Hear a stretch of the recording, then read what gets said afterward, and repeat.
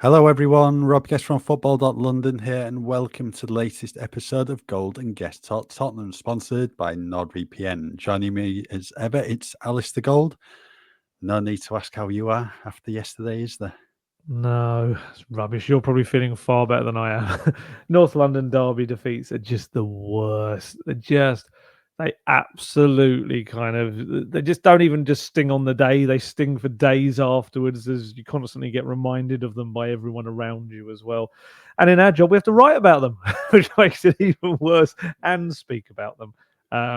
But yeah, it was a weird game in terms of I actually felt there was a fair few positives within it, but ultimately some major negatives, and they're the reason that we're talking about a defeat today, but loads for us to kind of delve into and really get into the nitty gritty of. So it was Gabriel's goal midway inside the second half, which decided the North London derby. Arsenal have now won their last 3 games at Tottenham Hotspur Stadium. And it was another game for Spurs where they've seen an awful lot of the ball, but again, it's just those clear-cut chances that are missing. And, if that final ball is there, then we could be talking about a different result altogether. Yeah, I actually felt this was one of the kind of it sounds weird to say, but other than the final third, which I know is a very important part of the pitch, I actually felt it was one of the best North London derby performances I've seen from Spurs in a while, which is mad, and it probably makes it even more frustrating because last year's one at home was just a complete chaos of a first half throwing 3 goals away and then having to try and fight back in the second half. Whereas this one, Spurs had all the control, they had all the dominance, but they just that for me was probably the poorest of the 4 games so far in opening up the opposition and creating enough really clear-cut chances. They had plenty of moments where it should have happened. It was just the choice of final ball. It was a shot that wasn't taken. It was just a decision that shouldn't have been made in the way it was. And that was the biggest kind of shame of it for me. But it was I wouldn't. We're going to talk about set piece and all of that, but I wouldn't even say that for me was the cause of what happened yesterday. Of course, yes, the goal came from it, but Spurs should have been out of sight by then if they'd actually just made some better decisions in the final third. I felt that they dealt with a team that is one of the best in the league right now in Arsenal and nullified a lot of their attacking threat. And they had opportunities to open them up and they didn't take them. Even little things like Timber being on a yellow card and no one really going at him. You had Johnson, you had Odegaard down that side. Neither of them really caused him the problems that they should have done for a man on a booking. It really disappointing. And I think the fact that it's the third derby defeat on the row at home, that's really poor. That's something that is only going to rile up the fans even further because there was this period when Spurs were either winning or at the least drawing their home matches in the North London derby, and it was the away games that were the real issue. Arsenal, we've got various Arsenal correspondents that work for us now and that have worked for us in the past that we saw at the game yesterday, and they all they don't like coming to Tottenham to play the North London derby, or not they're playing in it, but to report on it or watch it. Yet 3 in a row, that's just giving them confidence that they can come and then use the whole 3-point lane tag and all this sort of stuff. Spurs have only won once in 8 North London derbies now, and it's not good enough. It isn't. There's a lot about the performance that I quite liked, but ultimately a few major things which meant that it fell down in the end, and that's what we'll kind of dive into all of that really. Yeah, I didn't think Spurs played bad at all. I certainly didn't come away from the game thinking they were terrible and deserved to lose again, as was probably the case in Newcastle. It's just they've had an awful lot of the ball and just not done enough with it in the final third, and that's what they need to do. Ange has always had these free scoring teams, and Spurs do have some really good options up there, but the chances just aren't there. I, I mean, what was it?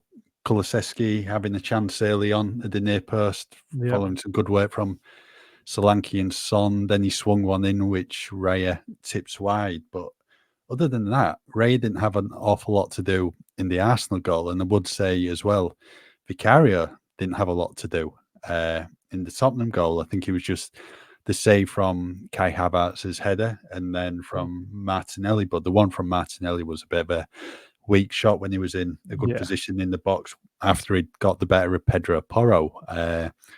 But I suppose with Spurs, the big danger is if Spurs don't score, they always leave themselves open to conceding. And that's exactly what they did midway through the second half. And all the headlines are once again about another set piece they've conceded from.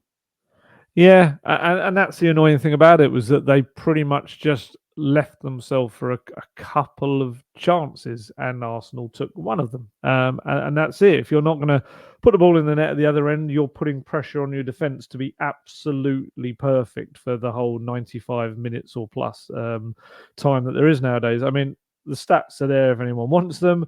64% of possession, 434 passes to Arsenal's 213. They had 15 shots at goals to Arsenal's 7, 5 on target. Raya had to make 5 saves, although, as we've said, there were only a couple of those that you could say were kind of really extended him to actually have to move and show some reflexes. And I think also them missing Rice and Odegaard, that's a big opportunity for Spurs to take advantage of that, and they did. I felt they dominated the midfield, but ultimately, if you're not going to have, I think a lot of it was bravery as well in the final third. I didn't think they really. I think they did a lot of the safe stuff. I do think some credit has to go to Arsenal because they do defend very well, and we know that's part of their game, and you can see that they're very organised and very solidly set up.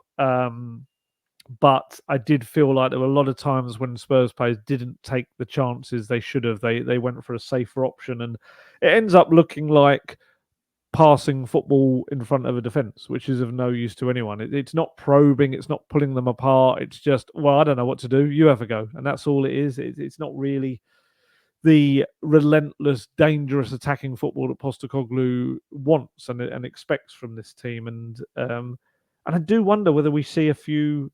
And we'll talk about this obviously as this goes on, but I wonder whether it's actually going to spark him into a few changes going forward, because I think some of those players just let him down a little bit in the final third, and I think that could result in a few changes. I mean, they're going to have to anyway for the next game, but I wonder whether that kind of seeps into the game against Brentford as well. But yeah, all down to one set piece again, wasn't it?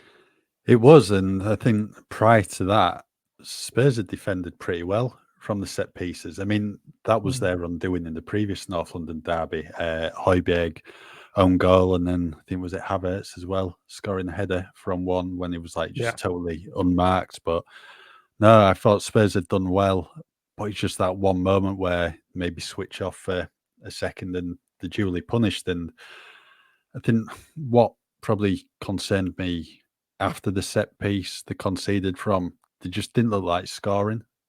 They just didn't have those chances. But to go back to the set piece goal, I know quite a few have mentioned that might have been a foul in there from Gabriel on Cristian Romero. But for me, that's not a foul. That's just, giving yourself that extra yard of space to get on the end of the ball. And I think Romero in that situation needs to be stronger. I mean, it's not like Gabriel's pushed him like 4 or 5 yards away. It's like a yard, 2 hands in the back. I mean, if you're going to give that as a foul, you're going to be giving so many fouls from every single corner. And I'm sure if that was at the other end of the pitch with Romero pushing Gabriel, Spurs fans or some others wouldn't have said it was a foul. So you can't have it both ways. So for me, I just think Spurs need to be much better defensively in that scenario. Yeah, I'd agree with you. I think I can understand why people might look at it and suggest it should be a foul, but I think in the actual terms of play, like you say, that's the kind of jostling you see in the box all the time from set pieces. If anything, I'd say Romero is just quite weak from it, and that's not something we never normally say about him either. I think the biggest disappointment for me, 2 things. First off, exactly like you said, I do feel like after they conceded for the set piece, they were noticeably far weaker going forward. They really deteriorated in their decision making. It's probably a confidence thing, but I thought they were really, really poor from that point on. It really kind of knocked the stuffing out of them. And what disappointed me was the fact that it made the game become about a set piece narrative when it was the first set piece goal Spurs had conceded this season. And I know, of course, last season they had an issue with them. That was there for all to see. But there has been a lot of work done on them, and Nick Montgomery coming in, and part of his work is helping. It's a collective thing with set pieces, but he has taken a big portion of working on those at both ends of the pitch. And I do feel like we've seen big improvements. And like I say, this was the first time they've conceded from one. Who scored? Looking at that, does say there's been two, and for the life of me, I cannot work out what the other one is. I have a inkling, and someone else suggested this to me, that maybe it's because the Leicester goal originated from a throw-in, that a throw-in could be considered as a set piece, but it was it felt like a few phases on from that for me, but maybe that's what's got it in that category. But for me, excuse me, I'm seeing that as a first set piece conceded this season, but it was a really poor one to concede. I mean, for you, Romero at full, Vicario at full, bit of both, or just one of them? I'd probably point the finger more towards Romero. I just think he needs to be stronger in the situation, especially when you know how good Arsenal are at set pieces. I think Gabriel scored quite a number of headers for them last season, regular scorer. Vicario, I know some have pointed the finger at him, but I don't know what's difficult. I suppose looking at it, there's an awful lot of players in front of him. So if he's coming for the ball, he's got to barge his way through them, be stronger. But if he's doing that, is he then going to leave himself in no man land and just not get on the end of the ball? It's a difficult one, really. But yeah, I think Vicario has been in the headlines quite a bit, certainly this year with the set pieces, the Everton one, especially at Goodison Park in February. Yeah, probably just needs to be a bit stronger and a bit more commanding of his 6-yard box. Yeah, I'm with you. I think Romero has to take the larger share of the blame. He'd been very good for me up to that point as well. He'd kind of used his aggression in the right ways, as he kind of has done really on the whole, for the last since the Chelsea game, really on the whole. But last season, but there was a couple of challenges, two in front of us within the space of about 20 seconds that were brilliant tackles, and in front of us in the press box where I think he kind of hurt his hip a little bit. But he, I was trying to think, would that have been before or after the goal? It'd been before the goal. Yeah, I think that was before. I think that was pretty early in the second half. I'm just wondering now in my mind whether he was slightly feeling that hip, and maybe that's another little thing that plays a part. But it was more a concentration thing. He wasn't switched on. It's quite weak going up with Gabriel, and that's the problem. You can organise a set piece defending as much as you like, have everyone covered, but if one person's not going to mark their man properly, it all falls apart. And that's not on the coaching or the organisation. That unfortunately is on the individual. In terms of Vicario, I would like him to be stronger. I would. I feel like the main thing for me with Vicario is I think he gets very easily distracted with what's happening in front of him. We've seen it now with. We saw it in the North London derby last season. You know, he was very easily wound up. It was White, wasn't it? Like fiddling with his gloves and stuff like that. And obviously, yes, you mentioned the Everton game, and the Man City game was another one as well where they were giving him problems. And I think for the sake of maybe the odd time when a dominant, strong goalkeeper is going to get caught out by missing a ball and leaving kind of problems behind him, I think a defence probably prefers a dominant keeper in their own box to one that they've got to probably do the lion's share of work themselves with. I think Lloris, I think that was probably something we could always be a bit critical of him, that he maybe didn't command his area as much as the rest of his game kind of came up to a certain standard. And with Vicario, I felt like he was going to be that keeper to begin with. And maybe it is a confidence thing. And there was even a moment earlier in this game yesterday when he went up for a ball, punched it out. It went to Trossard. Trossard, who's in the box, volleyed it back, and Johnson made a good block actually in his own box. And whether he just lost a bit of confidence because he wasn't able to punch it out far, or maybe there's a fear of giving away a penalty if he goes through an Arsenal player to try and get the ball, I don't know. But I do think that's an element for him that he can work on and just be that little bit stronger. And I think that that then permeates to the rest of the defence too. But yeah, such a sloppy set piece goal to concede, and it was very much against the grain of how they've been doing from set pieces this season. It kind of pointed straight back to last season, and the trouble is, it starts this narrative again, and it will be looked at now in the next few games. And if they concede another set piece in the next few games, it continues that. Postecoglou had, oh my goodness, press conference had about 4 or 5 questions on it. But some people on social media saying, you didn't ask about set pieces. It's like, there was loads. We couldn't have asked more about set pieces. And in every one of his interviews, radio and the broadcast TV ones and radio, he was asked about set pieces. And you could see him kind of getting slowly more and more frustrated by it. And he had a bit of a sarcastic snap in a way in the press conference, and that saying that, yeah, like, I get it, there's a narrative, I understand why there's a narrative, but, and then he said this in a really sarcastic way, it's the burden I'll just have to carry, kind of thing. It didn't come across in the transcript if you were reading that, but it very much in person was quite a kind of a sarky comment in response. But he's created this narrative himself. It comes from the problems Spurs had last season, which is something that he's had, especially in the first season at all the clubs he's been at. And also those words where I think they were taken slightly in a different way than they were meant. But when he said, I'm not interested in that last season, it was made to sound that he didn't care about set pieces, which isn't true. They work on them every single week without fail. It is a part of the thing, the whole kind of training setup. But yeah, he was talking more about I'm not as interested in them as I am the bigger picture of our football and what we're meant to be doing, because if we play the right football, we're going to win games regardless. That's what he was trying to say. But it's ended up creating this narrative that he's now got to exist within. And unfortunately, he's going to have to accept that is always going to be looked at. He did at Celtic, towards the end of his first season, admit that set pieces was something they really had to improve on. And he hasn't had that moment yet at Spurs. I'm interested to see whether it comes or not, but they did improve in his second season at Celtic as well.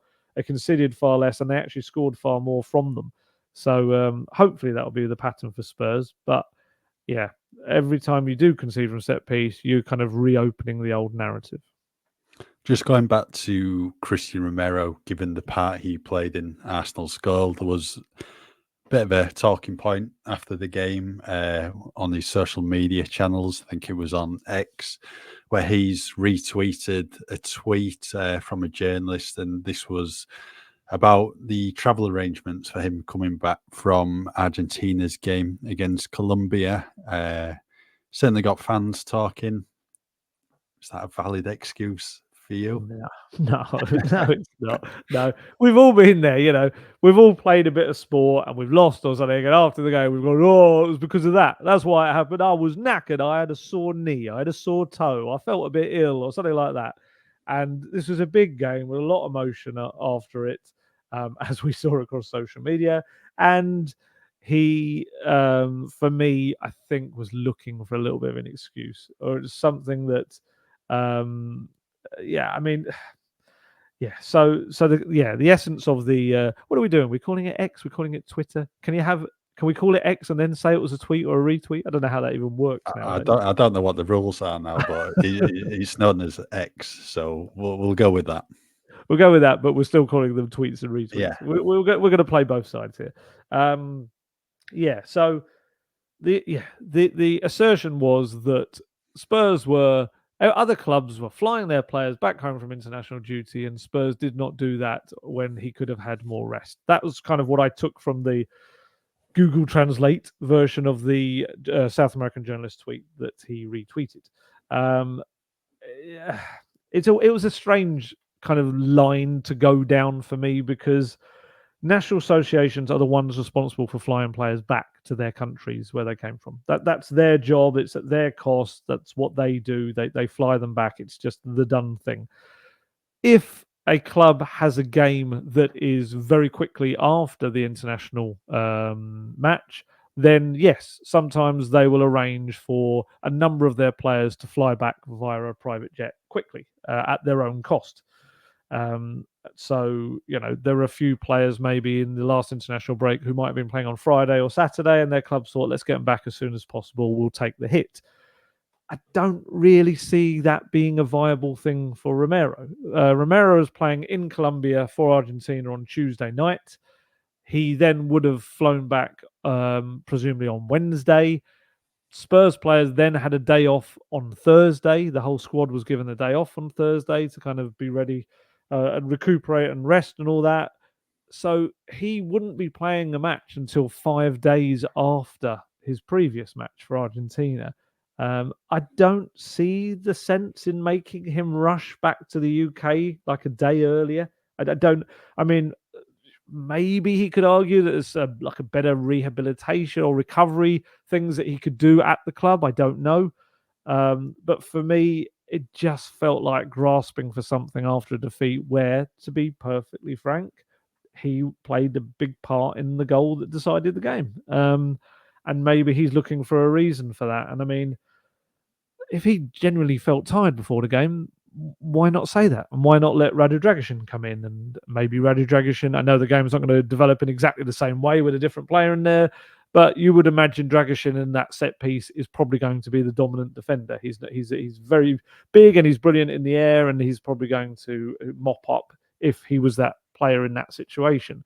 And yeah, what about you? It just felt like looking for an excuse, didn't it?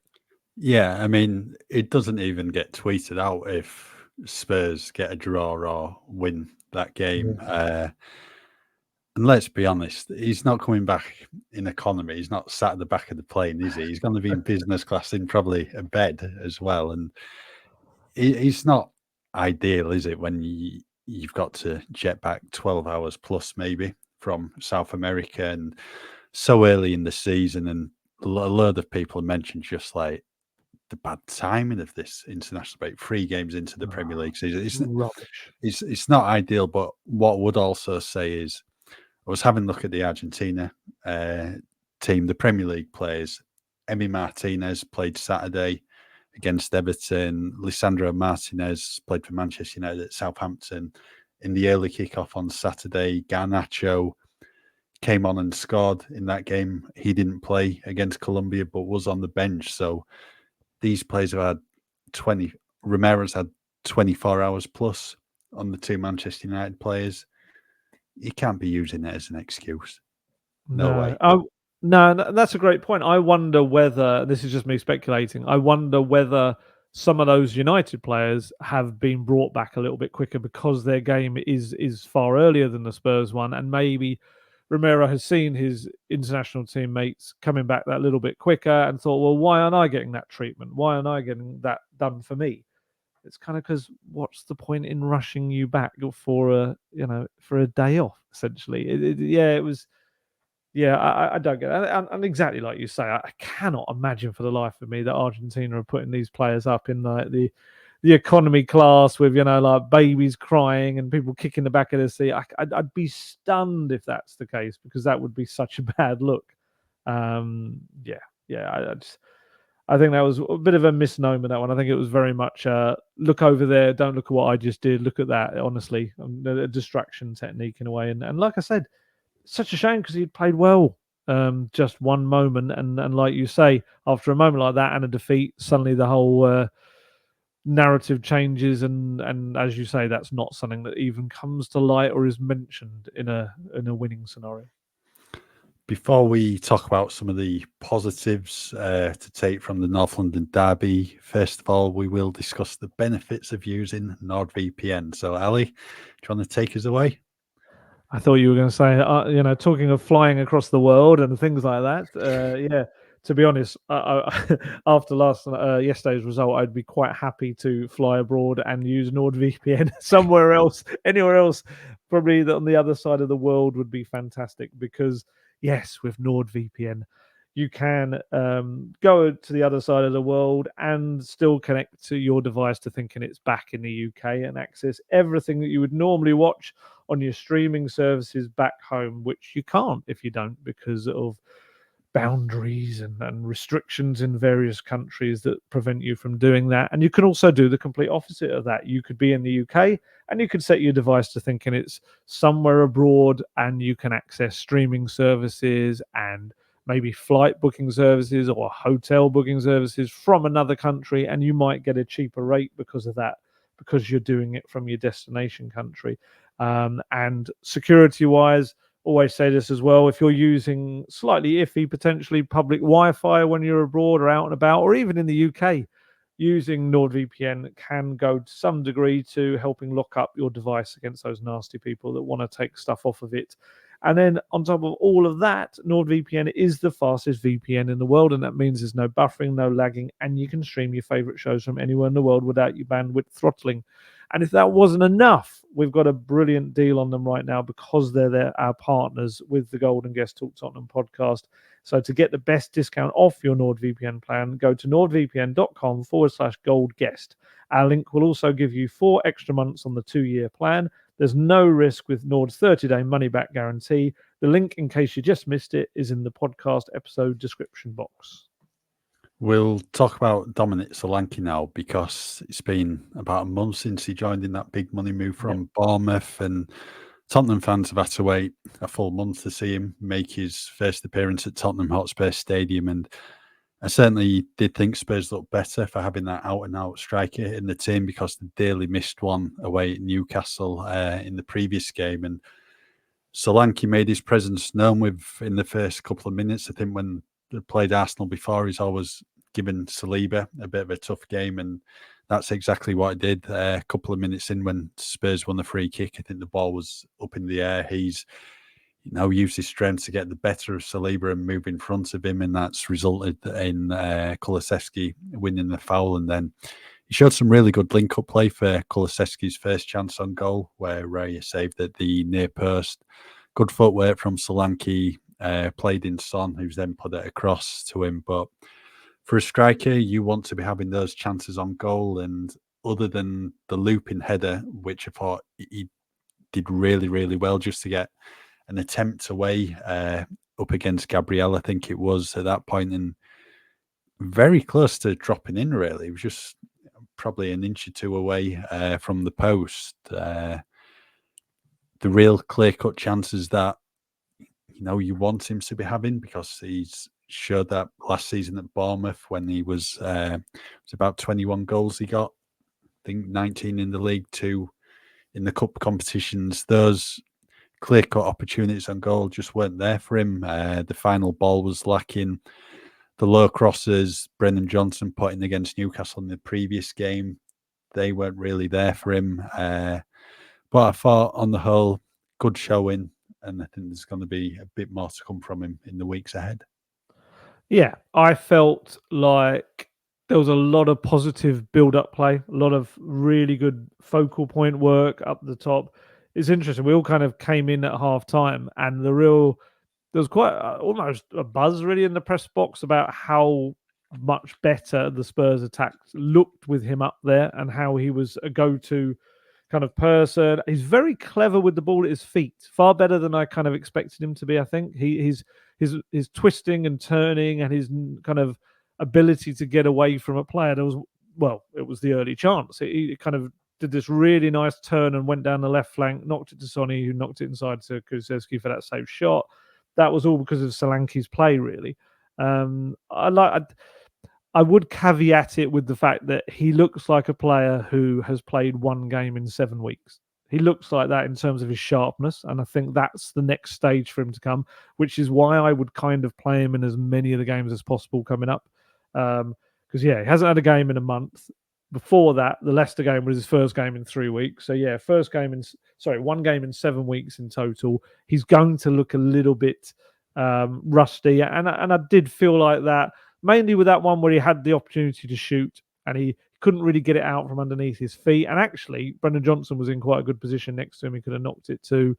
I can't remember someone got a block in on him. I think it was Timber.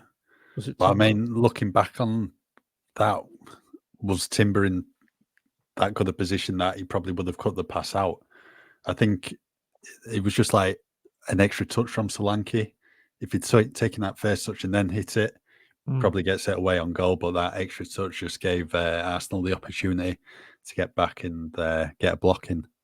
Yeah, he definitely caused them problems. You say about giving Saliba problems. That's exactly what our former Football London Arsenal correspondent James Benge said to me before the game. He said he's at Bournemouth constantly gave Saliba issues whenever he played against Arsenal. So, and you saw that he's got a really kind of a strong presence to him. He won, I think it was 3 aerial duels. He's very difficult to get the ball off of. I'm trying to think on the top of my head whether he lost the ball much. I can't remember many moments where that happened. Ultimately, the service was rubbish to him for me. That was a big part of it. Other than that Maddison cross, they didn't get the ball to him enough. But that will come.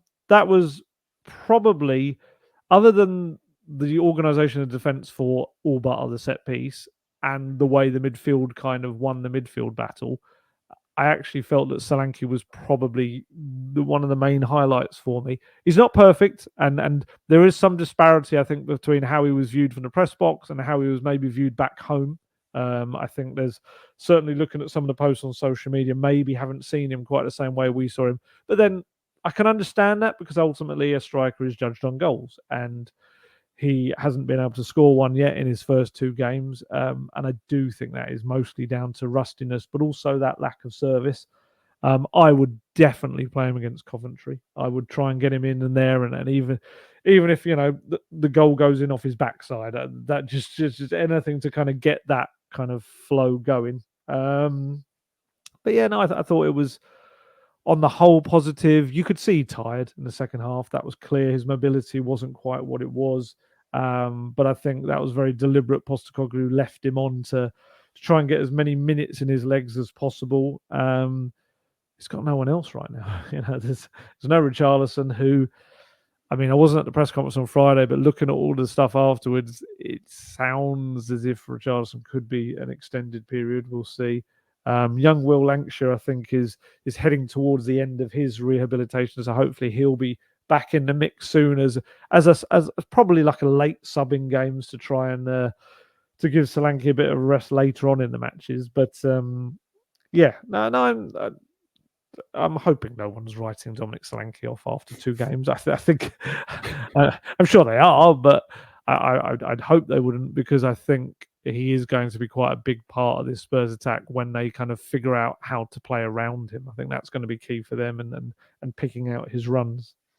In terms of the final ball from the midfielders, I think Kulusevski again was, Tottenham's standout midfielder. I think he's had a really strong past couple of months. I thought he was brilliant in pre-season, and then started well in the first 3 games. Unfortunately, not in the team away at Leicester on the opening weekend, but I thought really good showing against Everton and then against Newcastle. And what we usually do on football.london ahead of the game, we'll decide on our teams. And I wanted to put Kulusevski in the team, but I just thought, if you're going with a midfield 3 of Kulusevski, Maddison and Bentancur, is that too attack-minded against Arsenal?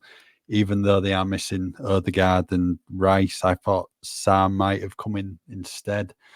But no, Ange went with that bold midfield 3, and on the whole, they fared really well. And for me, I think Kulusevski, previously been seen as a right winger, he's not played there this season. He's quite clearly viewed as a midfielder now, and I think already he's just made himself an undroppable in this midfield, and there's so many players to choose from, and credit to him for that. Yeah, I think the only time he did it was he started against Newcastle, didn't he? Then moved back to a midfield position, I think. Where do you prefer him? What position? In a central role. Yeah. I think he's got to be midfield now. And I think he's mentioned previously when he was speaking with you in Tel Aviv that he started off playing central, but when he got moved to the right wing at Parma and he was getting the goals, getting the assists and performing, then he's just stayed there ever since. I think he's certainly a lot more effective in those central areas. Yeah, definitely. And he said to me in Japan that to be a right winger in the Postecoglou system, he's really kind of got to adapt. It's not his natural game. And yes, he kind of relishes being in a in a more central role. And I think we're seeing that. And I think it's kind of breathed fresh life, I think, into his Spurs career. He was getting a little bit of, not criticism, but more people just wondering how's he going to fit as a right winger when he's meant to stay high and wide and he wants to come inside. I think, yeah, he's probably been one of Spurs' better players so far this season. I think that was the way the midfield. I'm not saying that they were creative, like incredible playmakers throughout the game, but I did feel in terms of matching the strength of the Arsenal midfield, I thought they won that battle. Yes, of course, Arsenal were missing Rice and Odegaard. We have to take that into account. But like you say, to play what would normally on paper be seen as quite an attacking midfield trio, and obviously it didn't have Basuma either. Bentancur came in. I thought he was bright on the whole, but he was part of the referee's kind of Jared Gillett's yellow card carnage trail that he went on in the first half, where 5 Spurs players got and 2 Arsenal players as well. And actually, Kulusevski got one as well, didn't he, for bringing someone down? But I thought they handled it pretty well on the whole. For me, it's a question for you. What did you make of Maddison? I thought he started well, but then he just faded. And I think that's been the case in recent months and probably since the first 10 games of last season up until he got that injury against Chelsea. He's just not looked the same player, which is unfortunate because he is some player on his day when he's at the top of his game, and he just needs to try and find his way back to that kind of form. And I think it's probably just the case if you just got to keep him in the team, and then hopefully at some point it is gone to click. And yeah, I thought he used the ball well early on, put in a good cross for Solanke with that looping header, but player of his quality, you just want more from him in the final third because he's got it in his locker. And there was one occasion, second half, where Spurs were just passing it across the edge of Arsenal's 18-yard box, and Maddison had an opportunity to get a shot off on goal and elected against it. I think he passed it to his left. It was either to Son or Solanke in the end, and you could just feel and hear the disapproval from the Tottenham fans in the stadium. They let their feelings numb because he was in such a good position to get a shot off on goal. Might not have gone in, might have got a corner. Ray might have, palmed it out to Solanke. We don't know what will have happened, but in those positions, you just want Spurs to be a bit more clinical. Yeah, and it's about being braver. It's about being braver with your final third decisions, and that's the thing for me that with Maddison that's been so frustrating. That, as you say, he's got it all. He's got the talent. He's got the ability. He's got the football brain to kind of unlock the toughest defenses. He just doesn't do it consistently enough. He, for me, is one of those kind of players that should be grabbing every game by the scruff of the neck and just dominating, being the one that dictates the tempo. There was a period when Christian Eriksen was at his peak at Spurs, and whenever he kind of played well, so did Spurs. He just took everyone around him. He was like the conductor of the whole symphony. And I feel like Maddison has never really reached that level, and I think he can. I think he needs to find a lot more consistency. Otherwise, I do think there's a certain very blonde-haired Swede who will end up getting into the team ahead of him as this season goes on if he can't find the consistency he needs, because it's all there. He's able to pick out a clever pass, and I just feel like sometimes he watches the game go by rather than grab a hold of it. But he worked hard.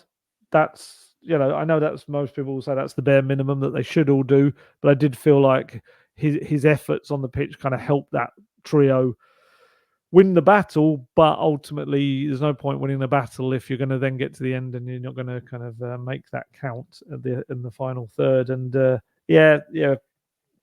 wasn't one of his greatest performances for me.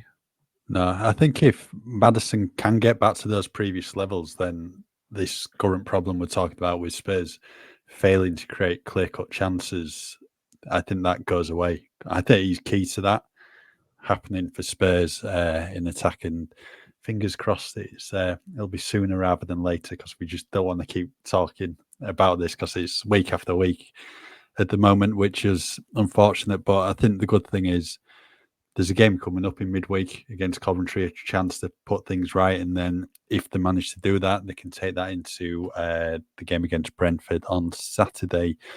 So before we talk about Coventry and Spurs entering the Carabao Cup, Ange has maybe backed himself into a corner a bit with one of his post-match comments in an interview with Sky. Basically said, I always win things in my second season. So I think come May, we'll certainly be going back to those comments, and it might even be earlier than that, depending how Spurs do in these cup competitions coming up. Yeah, very quickly, because I just wanted to get your opinion on it. What did you think of the two wingers, Son and Johnson? Didn't do enough. Again, Son, a couple of good bits of play in the first half with Solanke, notably for that chance from Kulusevski, but again, he's just not getting shots away on goal. He's not getting into these positions where you want him, and this was the case in the Newcastle game as well. Johnson disappointed, especially given how good he was off the bench against Newcastle, and just made Tottenham look a bit of a different team in the second half, creating those opportunities, putting the ball across goal. And like you said earlier, you just wanted him to run more at Timber when he was on the yellow card as well. So, yeah, disappointing from both of them for me. Yeah, I agree. I think Sonny got kind of quieter as the game wore on. He tried to go around the pitch, finding some space late in the game, and it just didn't really work. And Johnson had a couple of chances that were kind of half chances that could have been better. You know, he sent one over the bar and had one where he just sent it quite weakly at Raya, and they weren't great. I mean, to be fair, neither were. Odegaard didn't offer much coming on. Timo Werner had probably one of the worst North London derby cameos I think I've seen.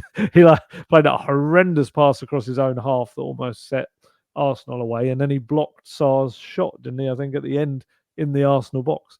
It was not the ideal introduction. But Postecoglou, yes, this very how do I put this? Frustrated interview he did with, I think it was Sky after the game, without being or meaning to be critical of anyone else in the media, because obviously we know the job can be an awkward one at times when you're dealing with certain personalities, and sometimes you can make decisions in your questioning and things like that don't quite work.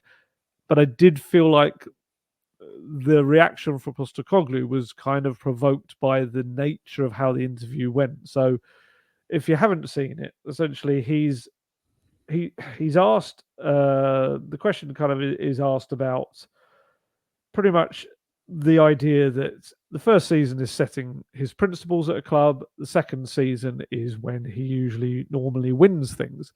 And the microphone was put towards him for him to answer. And as he started to speak, it was taken away again. Another little bit of the question was added and it was put back in under his face. And as he wanted to answer again, it was pulled away again for another couple of words to be added to the question. I don't know whether it was a nerves thing or feeling that the question wasn't fully developed. I don't know. But ultimately, it just kind of kept seeming like they were asking the same question. And he was like, and trying to speak. And, you know, we know what Ange is like. You know, he's a 59-year-old man whose patience probably isn't the greatest. And if you're going to consistently, and any manager would be the same, and especially after a defeat, and especially after a derby defeat, if you're going to keep asking them a question and then take the microphone and whip it away every time they're starting to talk, they're going to get more and more progressively annoyed, which he did. And he kind of snapped out, am I going to answer the question or are you going to keep asking it? And then he then started and he said, absolutely, as in, yes, that's what the 2 seasons are often about with clubs. And I'll correct myself, I don't usually win things. I always win things in my second year. Nothing's changed. So the follow-up question was pretty much the same question again. So you're confident that you can do this with this Spurs side? To which he said, well, I've just said it now. I don't say things unless I believe them. And the trouble is, yes, he is a little bit like a kind of I was going to say a bear or any animal that is kind of been edged back into a corner and is now like swiping dangerously at anyone that comes at them. And yeah, he's come out with a very definitive thing, which it could go either way for him. It really could. It could be a real kind of thing he's put out there to the players, to the club, and he said, we're going to win something this year. We're going to do that. We're a club. Spurs, by the time next year rolls around, when the finals come around, they won't have won a trophy for 17 years. So it's not something that happens a lot, I suppose. There's a little bit of a drought going on. It's a bit of a desert there. So there's one way of looking at it. You could give him credit for that and say, fair play. He's come out and made a real point. I'm going to change things. We're going to do this. I have this belief in the squad. And that'll be great. Next year, if that happens, they can come back to this interview and go, fair play. He was spot on. Then there's the other thing. There's the other side of it, of the fickle finger of football. Fate likes to laugh at moments like this. I don't know if a finger can laugh, but it will point to it. And it will look at something like this and it will go, all right, okay, well done for saying that. Okay, within 3 days, we're going to give you a tricky banana skin type tie at Coventry City in the Carabao Cup, which everyone will instantly be laughing at you if Spurs muck this up.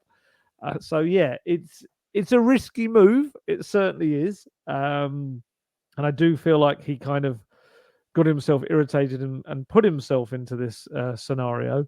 And look, hey, someone's got to break this drought at some point. Spurs have gone every which way. They've made a complete and utter mess of their managerial decisions over the last half decade, as evidenced by the fact that Postecoglou is the first manager to last a full season in half a decade.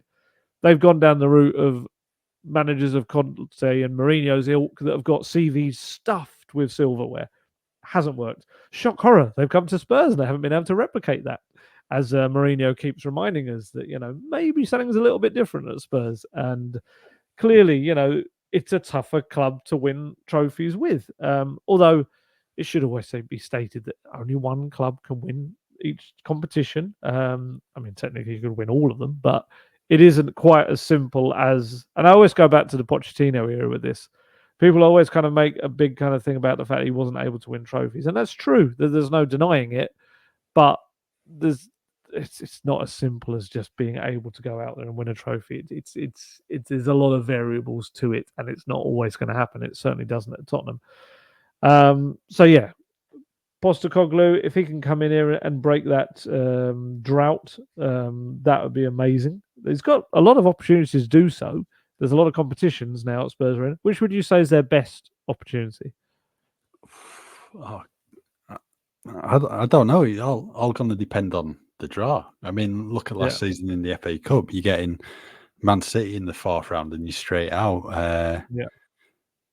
Maybe Europe.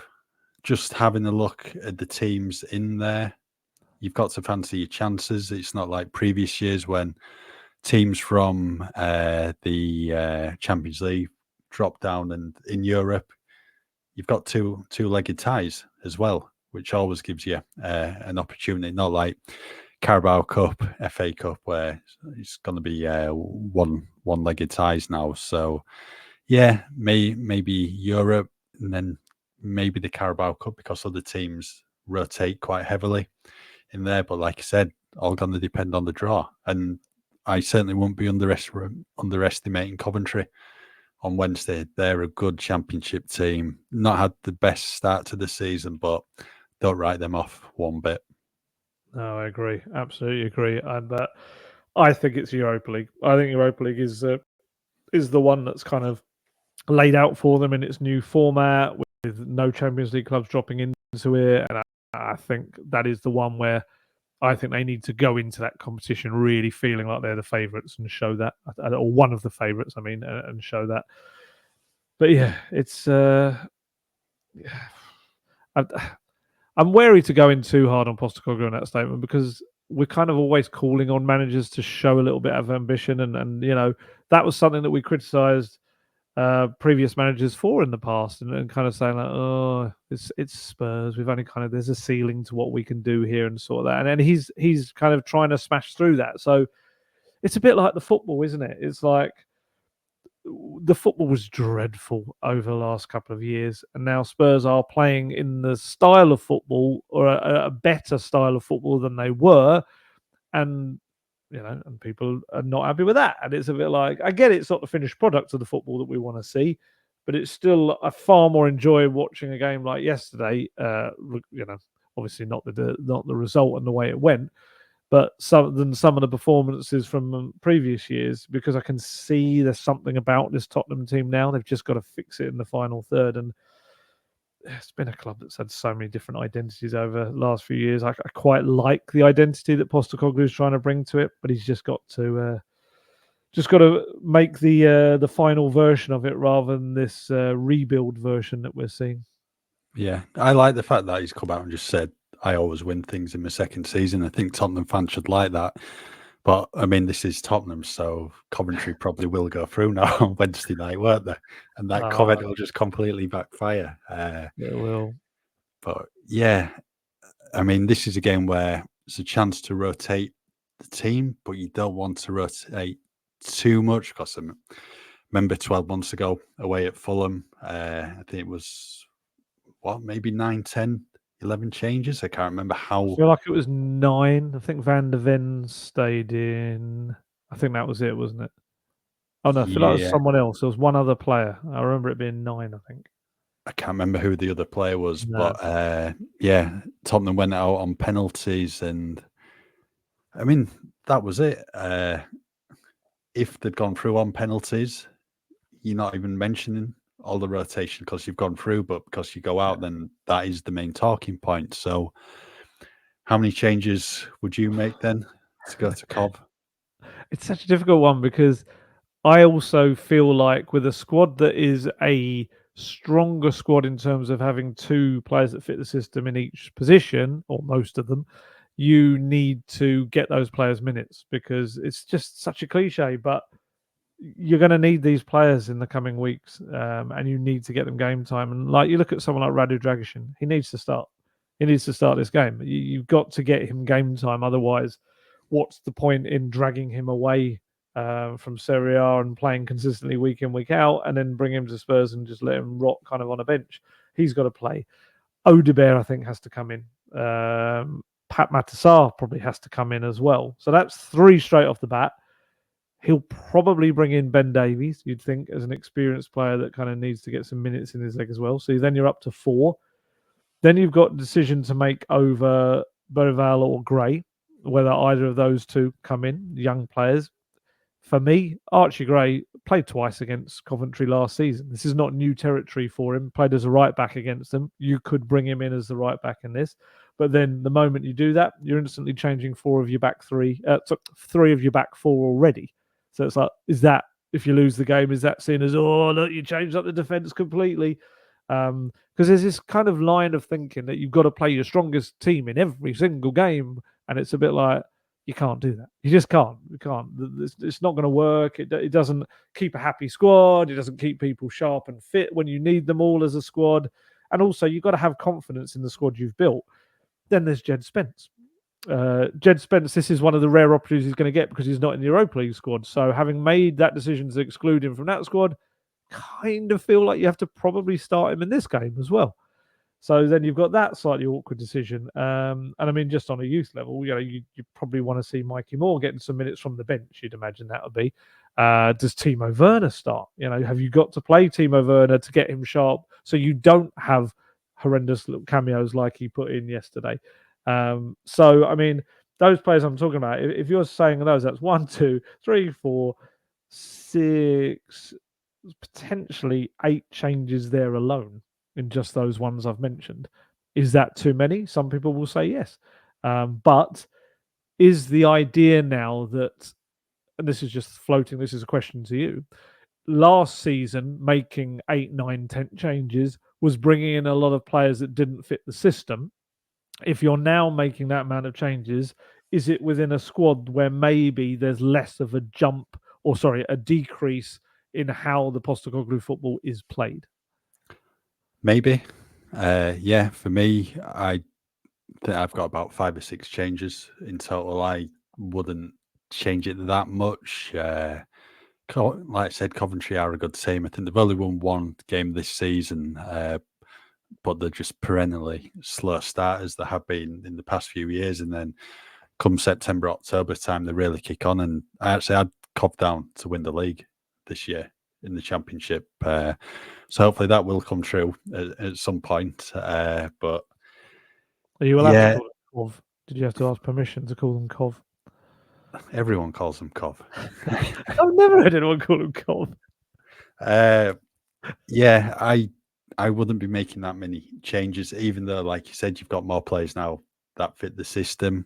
I think there's some players who need to stay in there because you need them to get sharp and get back to the previous levels. And I just wouldn't make that many changes because ultimately, then if you go out, then finger once again is being pointed. You're making too many changes. This is a cup competition. What Spurs can win. Spurs haven't won the trophy, as you said. It'll be 17 years next year. So it's just the balancing act. Really, you need to rotate a bit, but your priority in this is just getting through and winning. So who are your 5 changes? Who do you bring in? Well, I'll just go through the team. What I've got down, I've Oh, got go on then. Oh, I didn't realise you had an 11. Nice. Go on. yeah. Vicario in goal, Spence, Dragusin, Van der Ven, Doggy. I'd start Archie Gray, and then probably one of Bentancur or Sarr. Probably Sarr because he didn't start at the weekend. Maddison starts, Odebear, Solanke, Werner. Okay. Yeah. I see that. As a sorry. Who's the other person in midfield? Sarr, Maddison, and Bentancur. Archie Gray. Yeah. Even though Bentancur potentially could be suspended. It's one of Bentancur or Sarr. But yeah. I'd probably say because Sarr didn't start the North London derby, then maybe you let him have this opportunity. But I wouldn't rotate that much. And you're sticking with Vicario? Yeah. Okay. Yeah. Okay. Yeah. I understand all of that, and that may well be the way he goes. Yeah, I'm fascinated to see it, to be honest, because I do think there's a case for making more changes. But then, yes, as you say, if they mess it up, then he's made a rod for his own back, which then very quickly gets pointed out after the game.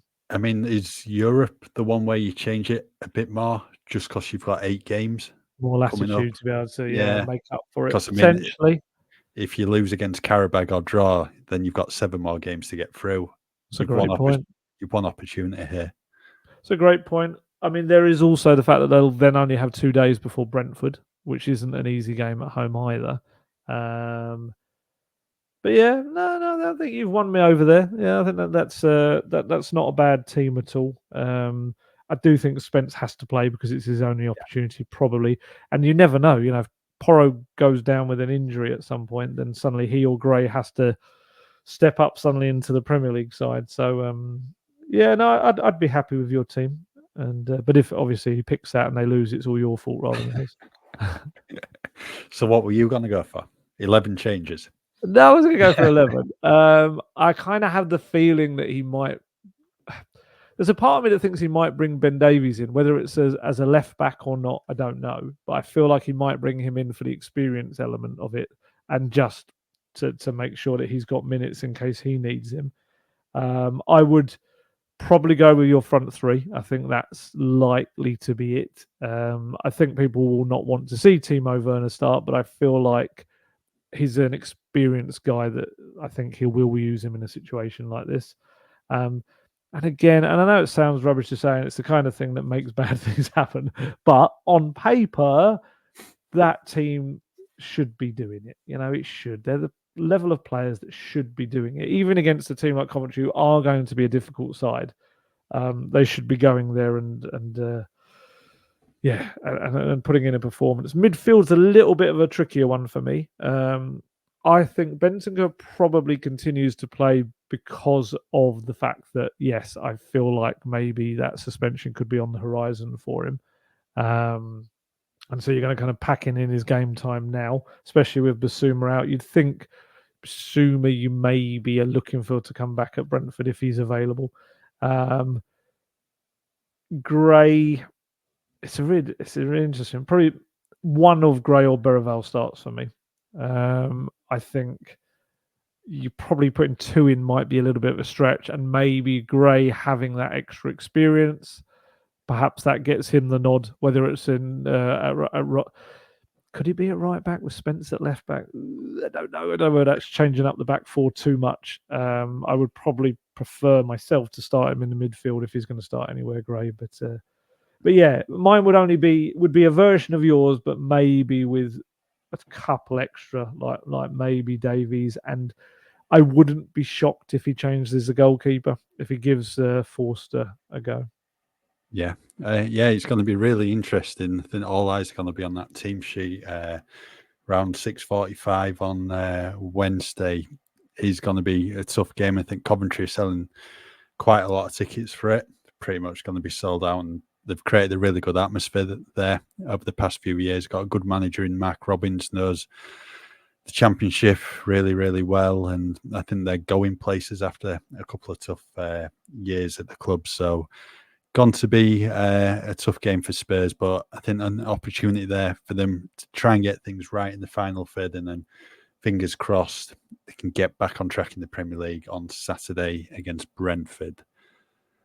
Right, I think we'll leave that there for today's latest episode of Gold Guest Talk Tottenham. We'll be back towards the end of the week to discuss the Coventry game and then also preview Saturday's home game against Brentford. In the meantime, just keep with us at football.london for all your latest Tottenham news.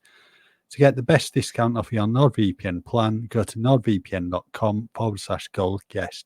Our link will also give you 4 extra months on the 2-year plan. There's no risk with Nord's 30-day money-back guarantee. The link is in the podcast episode description box.